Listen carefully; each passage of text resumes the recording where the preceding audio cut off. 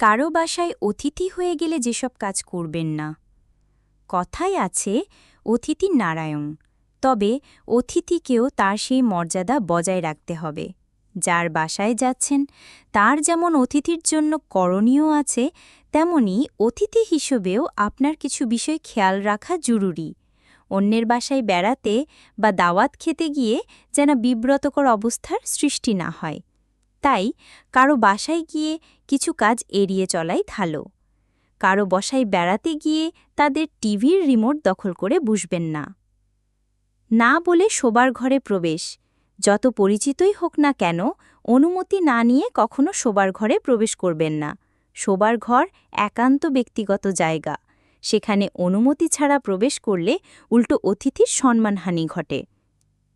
খুঁত ধরবেন না। অন্যের বাসায় গিয়ে অনেকেই ছোটখাটো খুঁত ধরতে শুরু করেন।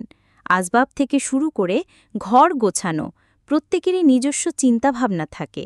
সেই চিন্তাভাবনার সঙ্গে আপনার চিন্তাধারা নাও মেলতে পারে, যে কারণে অন্যের বাসা সাজানো নিয়ে মন্তব্য করবেন না। রান্নার সমালোচনা। অতিথির জন্য খুব কম সময়ের মধ্যে অনেকেই রান্নাবান্না করেন। এটিও সত্য, সবার রান্না সবসময় একই রকম হয় না। খাবারের স্বাদেও পার্থক্য থাকে। সেই বিষয়গুলোকে সরাসরি সামনে আনার প্রয়োজনীয়তা নেই, বরং খাবার পছন্দ না হলে তা চেপে যাওয়াই উত্তম।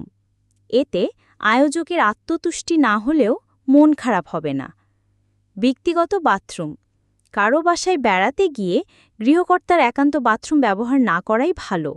যদি ব্যবহার করতেই হয় তাহলে অবশ্যই অনুমতি নিতে হবে। একইভাবে তাদের ব্যক্তিগত জিনিসপত্র না বলে ব্যবহার করবেন না।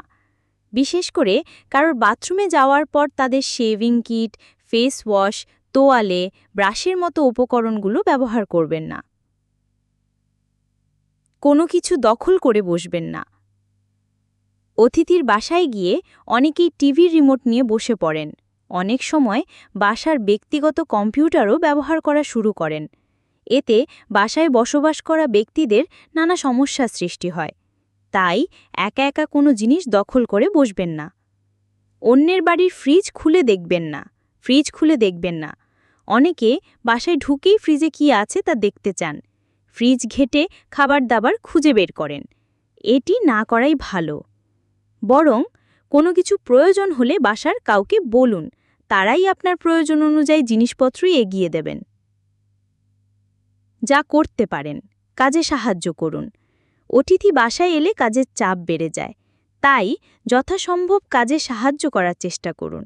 খাবার টেবিলে প্লেট এগিয়ে দেওয়া, রান্নার কাজে এগিয়ে যাওয়া, নিজের জায়গা পরিষ্কার রাখা, ছোট ছোট বিষয় সাহায্য করতে পারেন। এজন্য অনুমতি নেওয়ারও প্রয়োজন পড়ে না।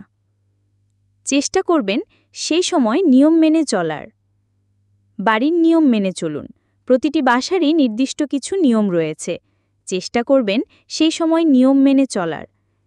এতে বাড়ির মধ্যে যেমন নিয়ম শৃঙ্খলা বজায় থাকবে, তেমনি অতিথি হিসেবে আপনার সুনামও হবে।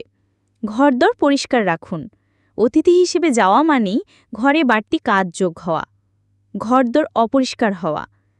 সেখানে নিজের কাজটুকু নিজে করে রাখলে ঘরদোর যেমন পরিষ্কার থাকে, তেমনি বাসার কাজও অনেকাংশে কমে যায়।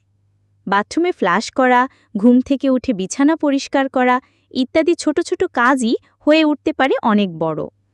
যত কষ্টই হোক না কেন, বিদায় বেলায় মুখ ভার করে আর কিছুক্ষণ থেকে গেলেই পারতেন, বলাই আমাদের রীতি। আতিথেয়তায় পটু বাঙালি অতিথি হয়ে যাতে আপদ না হয়ে ওঠেন, সেদিকে খেয়াল রাখবেন।